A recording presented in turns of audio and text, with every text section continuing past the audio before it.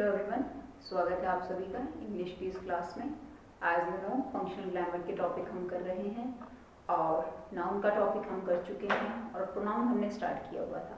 Pronoun क्या था? The word which is used at the place of the noun. Grammar के अंदर ऐसे शब्द जो नाउन की जगह यूज होते हैं उन्हें क्या कहा जाता है? प्रोनाउन कहा जाता है। जैसे हमारे पास एग्जाम्पल थे ही, शी, इट। अगर हम कहें कि फीमेल पर्सन के लिए शी यूज़ किया जाता है, मेल के लिए ही यूज़ किया जाता है, एनिमल्स के लिए हम इट को यूज़ करते हैं, थिंग्स अगर हम कह रहे हैं तो थिंग्स के लिए भी इट यूज़ हो जाता है, this, that, those, whom, himself, ourself, themselves। ये सब किस में आते हैं? प्रोनाउंस के अंदर जो है वो आते हैं। उसके साथ साथ हमने डिस्कस किए इसके कुछ टाइप्स, जिसमें हमने पर्सनल प्रोनाउन क्या होता है, यानी कि pronoun which is used for a person including first person, second person and the third person. इसके साथ साथ हमने रिफ्लेक्सिव प्रोनाउन किया। रिफ्लेक्सिव प्रोनाउन में क्या था कि जो सब्जेक्ट है वो कोई भी एक्शन करता है और उस एक्शन का रिफ्लेक्शन जो है वो भी उसी के ऊपर पड़ रहा है, तो उसे हम रिफ्लेक्सिव प्रोनाउन के अंदर हमने किया। डेमोस्ट्रेटिव प्रोनाउन हमने इसके अंदर देखा। डेमोस्ट्रेटिव प्रोनाउन के अंदर हमने क्या देखा कि एक प्रोनाउन जो कि पॉइंट आउट करता है किसी भी ऑब्जेक्ट, किसी भी टर्म्स को, उसे क्या कहा जाता है? डेमोस्ट्रेटिव प्रोनाउन हम कहते हैं। आज हम नेक्स्ट इसका टाइप डिस्कस करते हैं, that is indefinite pronoun.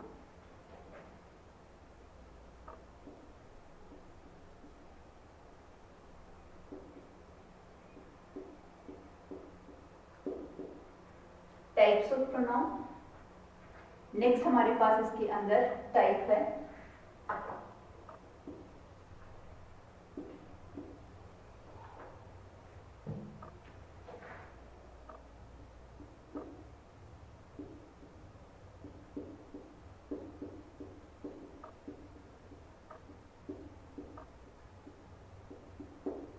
indefinite pronoun। indefinite pronoun क्या pronoun होगा? pronoun that refer the things in a general way but not in a particular way।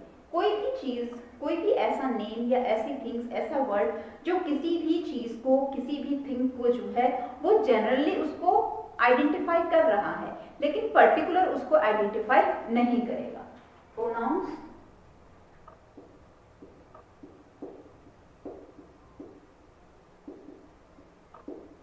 that refers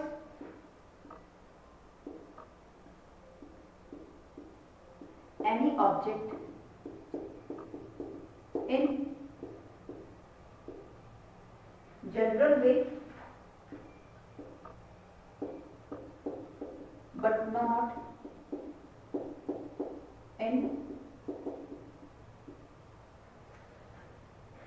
particular way is known as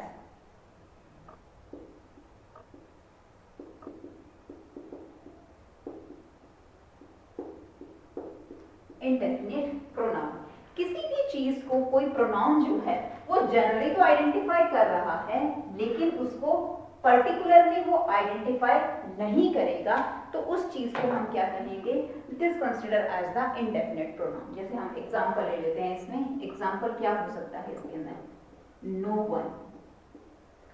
इसमें वो किसी भी चीज को identify कर रहा है लेकिन हम प्रॉपरली एग्जैक्ट नहीं बता सकते कि वो किस चीज के बारे में आइडेंटिफाई कर रहा है। एवरीबडी, एवरीबडी भी इसके अंदर आएगा। Others, many, few, each etcetera. ये सब किसमें आते हैं? इंडेफिनिट प्रोनाउन के अंदर आते हैं। ये ऐसे वर्ड्स हैं जो किसी भी ऑब्जेक्ट को जनरली आइडेंटिफाई कर रहा है लेकिन उसे पर्टिकुलरली वो आइडेंटिफाई नहीं कर पाता। एग्जाम्पल के थ्रू हम समझते हैं। सबसे पहला हमारे पास इसके अंदर एग्जाम्पल है, nobody has seen him.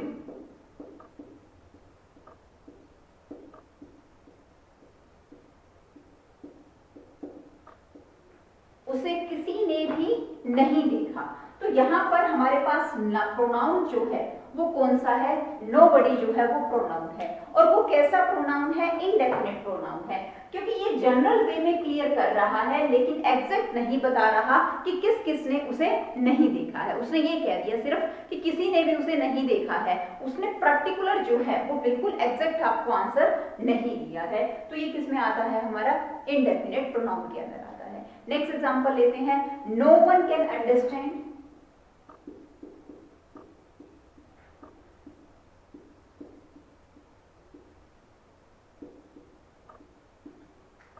No one can understand my feeling.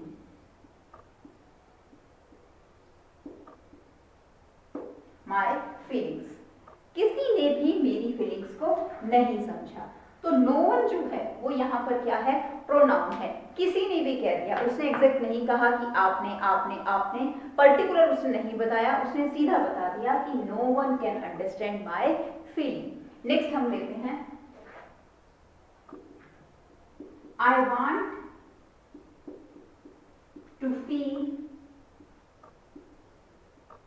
everyone happy. I want to feel everyone happy. तो यहां पर आप क्या देखेंगे, everyone जो है वो क्या है, आपका indefinite pronoun है। नेक्स्ट एग्जांपल हम लेते हैं, some children are playing in ground. यहां पर some जो है वो क्या है, that is used as an indefinite pronoun. indefinite pronoun ये तो बता रहा है कि कुछ बच्चे ग्राउंड में खेल रहे हैं, लेकिन एग्जैक्ट आइडेंटिफाई नहीं कर रहा है कि कितने बच्चे वहां खेल रहे हैं, 4 खेल रहे हैं, 5 खेल रहे हैं, 6 खेल रहे हैं। तो इनडेफिनिट प्रोनाउन हमारा कैसा प्रोनाउन है, ऐसा pronoun that refers to an object in general way, not in the particular way. Particular way में उसको वो क्लियर नहीं करता है। एग्जाम्पल क्या हो सकते हैं, no one, everybody, other, many, few, each. आपको इस तरह के वर्ड्स अगर दिखते हैं तो वो किस तरह के प्रोनाउन है, वो इनडेफिनिट प्रोनाउन है। नोबडी हैज सीन हिम, किसी ने भी नहीं देखा। यहाँ ये आइडेंटिफाई नहीं हुआ कि वो किसी में भी कौन कौन थे। ठीक है, I want to feel everyone happy, some children are playing in the ground. अब हम नेक्स्ट देखते हैं हमारा प्रोनाउन,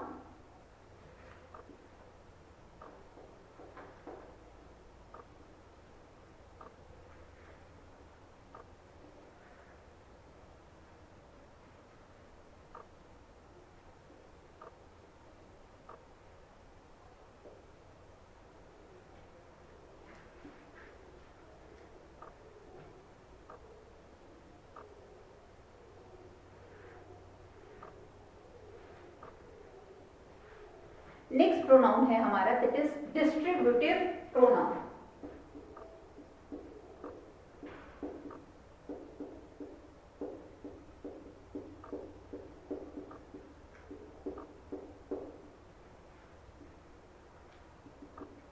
क्या कहता है हमें डिस्ट्रीब्यूटिव प्रोनाउन? डिस्ट्रीब्यूटिव प्रोनाउन कहता है the pronoun that refers to the person और the things one at a time.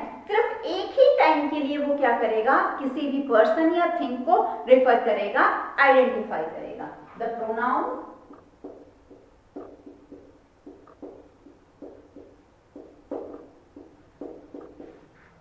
That refers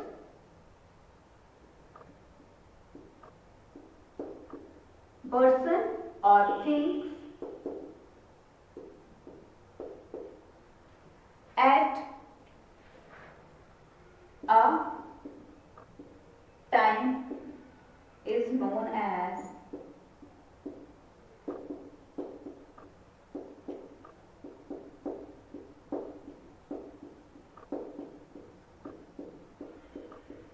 distributive pronoun.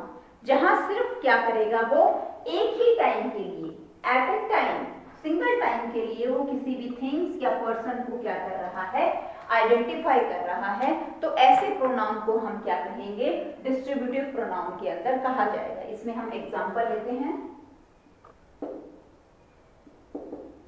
Either, either, neither, each, ये सब किस में आएंगे? हमारे डिस्ट्रीब्यूटिव प्रोनाउन के अंदर आएंगे। एग्जांपल्स के थ्रू हम क्लियर करते हैं। यहाँ पर एग्जांपल है हमारे पास, each of these cars cost very expensive. Each of these cars are very expensive. Each of these मतलब ये किस सिचुएशन की बात कर रहा है? ये एट प्रेजेंट सिचुएशन की बात कर रहा है कि ईच ऑफ दीज, यहाँ सभी कार जो हैं वो क्या है? एक्सपेंसिव है। नेक्स्ट किसी भी सिचुएशन के लिए हम ईच नहीं यूज कर सकते, क्या पता सेकंड सिचुएशन जब बने तो सारी की सारी कार एक्सपेंसिव ना हो। तो एक पर्टिकुलर टाइम के लिए जो थिंग्स या ऑब्जेक्ट को रिफर करता है वो कैसा होता है? आपका डिस्ट्रीब्यूटिव प्रोनाउन के अंदर हम लेते हैं। नेक्स्ट हमारे पास इसमें एग्जांपल है, neither of the friend is happy.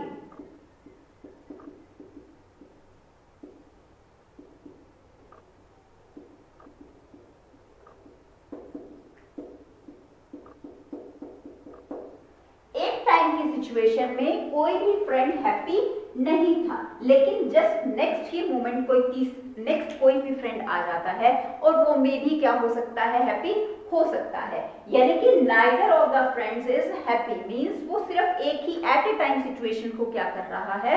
Identify यहाँ कर रहा है। नेक्स्ट एग्जांपल हम लेते हैं इसके अंदर, one of them is not eligible for the post.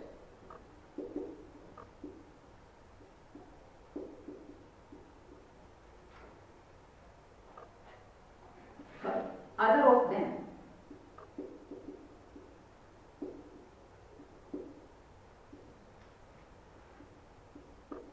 is not eligible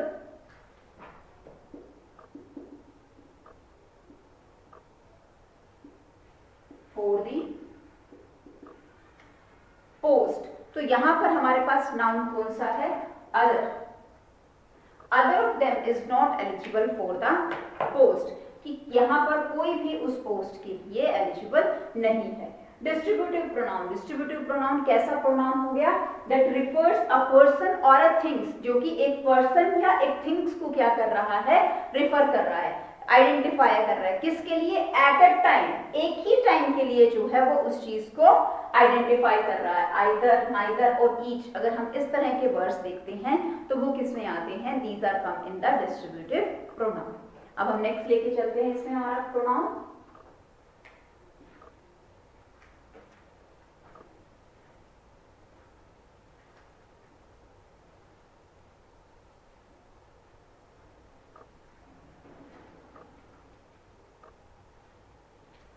next pronoun है हमारे पास इसके अंदर reciprocal.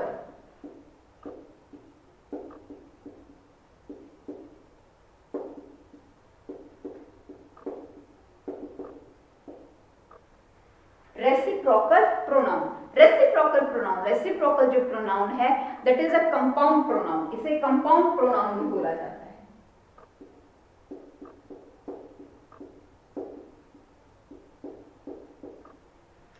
Compound pronoun like each other and one another.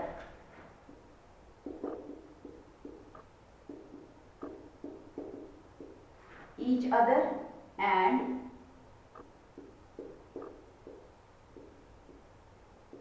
one another.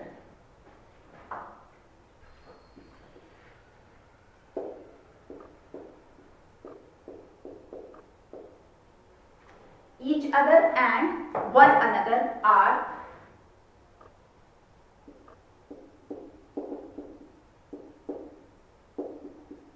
Reciprocal pronoun. इसमें होता क्या है रेसिप्रोकल प्रोनाउन में? यहां आप क्या देखोगे? Each and one is refers to the subject. Each and one refers to subject, but other and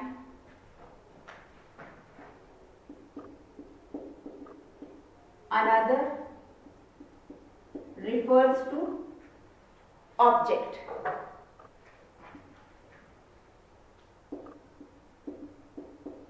वो किसे रिफर करेगा?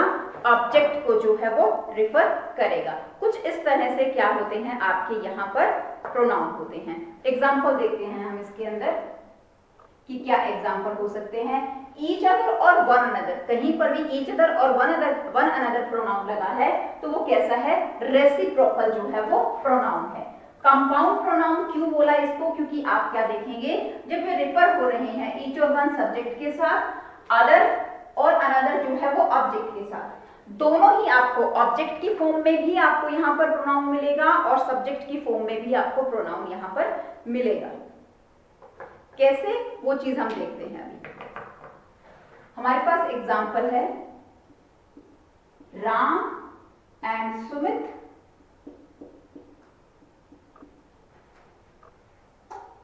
Love each other. तो देखिए यहां पर क्या प्रोनाउन यूज हो रहा है? Each other. तो ईच अदर के अंदर जो ईच है वो किस चीज के लिए यूज हो रहा है? That is used for the subject. And other किस चीज के लिए यूज हो रहा है? That is used for the subject. तो इसलिए इसे क्या कहा जाता है? रेसिप्रोकल प्रोनाउन कहा जाता है। Each and one is refers to the subject, other and another is used for the object. हम एक और एग्जांपल देखते हैं इसमें।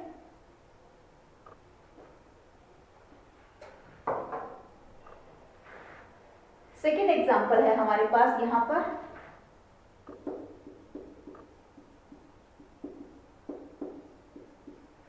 two sisters were laughing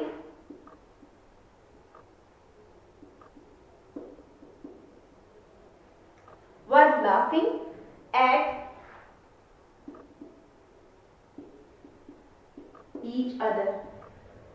ये भी क्या है आपका? रेसिप्रोकल प्रोनाउन है। टू सिस्टर्स, एक क्या हो जाएगी? सब्जेक्ट, और दूसरी क्या हो जाएगी यहां पर? ऑब्जेक्ट हो जाएगी। वी शुड नॉट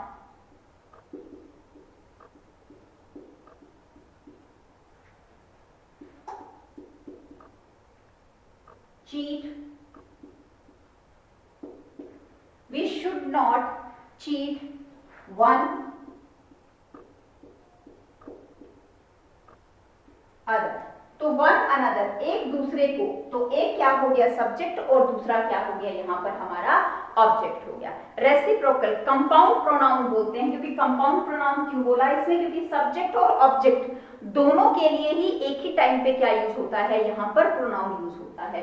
और कंडीशन क्या होती है यहाँ पे? ईच और वन जो है वो सब्जेक्ट को रिफर कर रहा होता है, अदर और अनदर जो है वो ऑब्जेक्ट को यहाँ पर रिफर कर रहा होता है। अब हम नेक्स्ट प्रोनाउन देखते हैं हमारा।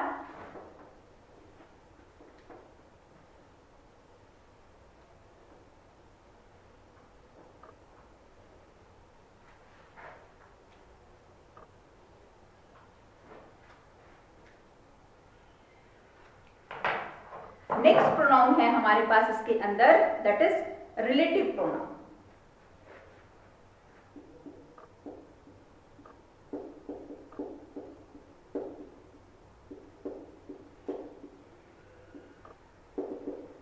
क्या कहता है relative pronoun? Relative pronoun, the pronoun that are placed before the noun और after the noun is known as the relative pronoun.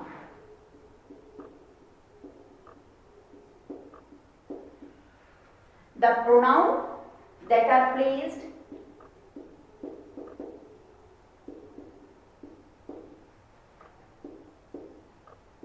before or after the noun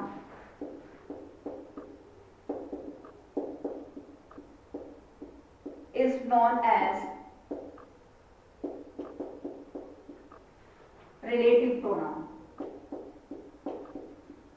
ऐसा प्रोनाउन जो कि प्लेस किया जाता है कहां पर? बिफोर और आफ्टर दी नाउन। किसी भी सेंटेंस में बिफोर और आफ्टर दी नाउन जिसे हम यूज कर रहे हैं वो कैसा प्रोनाउन है? रिलेटिव प्रोनाउन है। एग्जांपल है हमारे पास इसके अंदर, which, whom,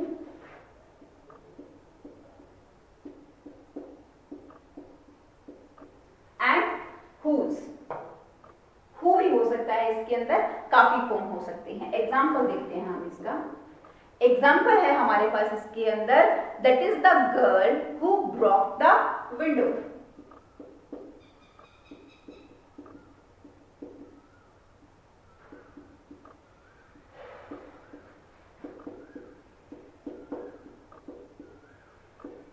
Who broke the window। तो यहाँ आप देखिए प्रोनाउन जो है वो क्या है हमारे पास, यहाँ पर नाउन कहाँ यूज हो रहा है, before and the after the आपका नाउन यूज हो रहा है। गर्ल भी जो है वो यहाँ पर नाउन है और विंडो भी जो है वो यहाँ पर नाउन है, और who क्या है हमारा यहाँ पर, that is pronoun. Pronoun that is used before और आफ्टर अ नाउन, तो इसे हम क्या कहेंगे, इसे रिलेटिव प्रोनाउन कहा जाता है। नेक्स्ट एग्जांपल है हमारे पास, I am asked him where he was going. I am asked him.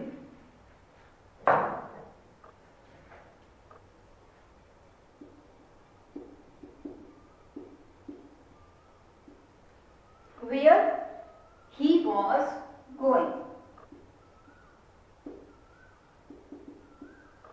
तो यहां पर हमारे पास प्रोनाउन कौन सा है, that is where.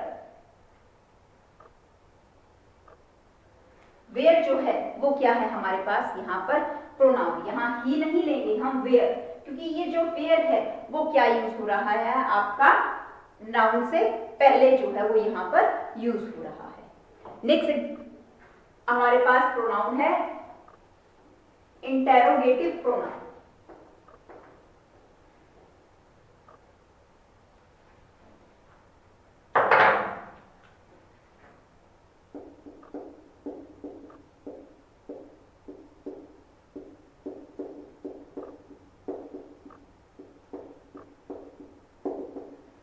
Interrogative pronoun, interrogative pronoun क्या कहता है, the pronoun which is used for asking questions.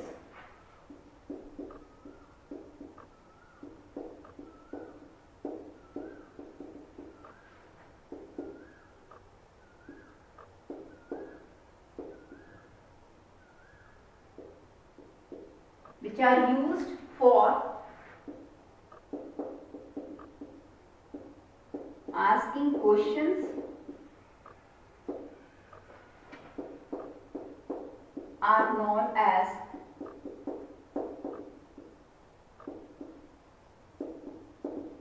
interrogative pronoun। Interrogative pronoun यहां पर हमारे पास एग्जाम्पल है, what, why, how, when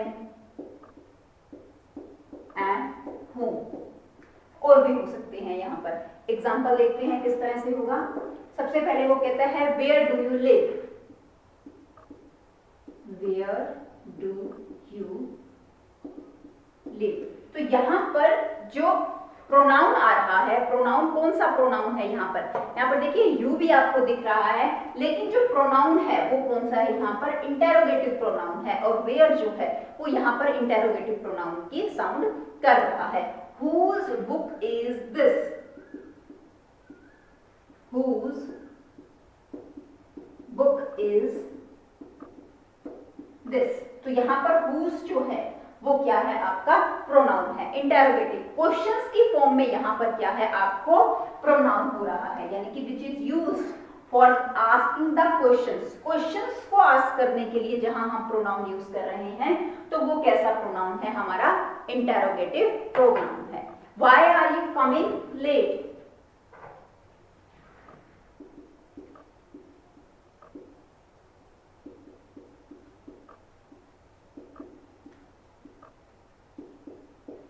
Why are you coming late? तो why जो है वो यहाँ पर क्या है, that is the interrogative pronoun। तो ये क्या थे हमारे पास, प्रोनाउन के कुछ टाइप्स थे।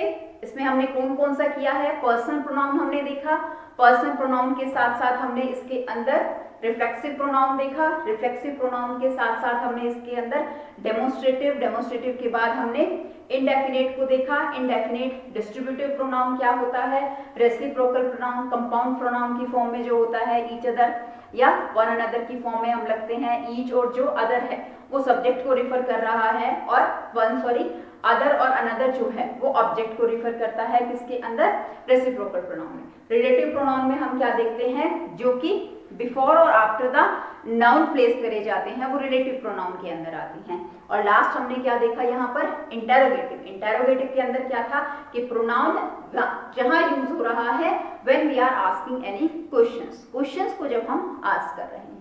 तो आज के इस लेक्चर में हमने प्रोनाउन और उसके टाइप्स को कंप्लीट किया है, इसके कुछ एग्जांपल्स और इसकी कुछ एक्सरसाइज को हम कल के लेक्चर के अंदर डिस्कस करेंगे। इस लेक्चर के लिए इतना ही। Thank you and have a nice day.